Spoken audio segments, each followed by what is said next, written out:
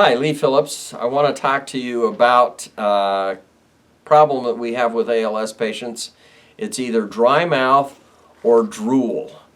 And Christy started out with dry mouth. And for the first 4 or 5 years, she was dry mouthed. And that's a problem because, one, she can't swallow, and swallowing becomes a big issue in ALS patients. And two, they get mucus in their throat, and you all the time to clear the mucus out of your throat, but they can't do that. So the mucus builds up. If they're dry, then it makes that mucus real thick and pasty, and they really can't get it out. Even with the suction machine, it becomes a problem. And we're going to talk about suction machines and coughing machines and all sorts of stuff here before we're through. This is one of the first videos I'm doing on the YouTube channel. With the dry mouth, we first went to a Biotine, and it's a mouthwash, and Christy had mouthwash with it, and she'd spit it back out. But it didn't work too well after a while. It just wasn't potent enough.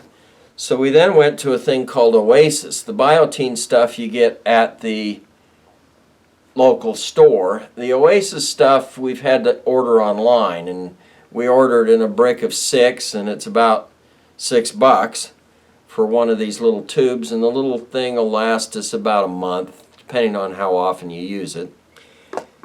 That kind of stopped working, and the old family doctor came up with a prescription called Cevimeline, Cevimeline, Cevimeline. It's a little pricey. It's a small capsule, and she can swallow it quite easily, but it has a pretty good effect. She takes 3, she started out at 3 a day, and I think she's up to 4, maybe 5 a day at times.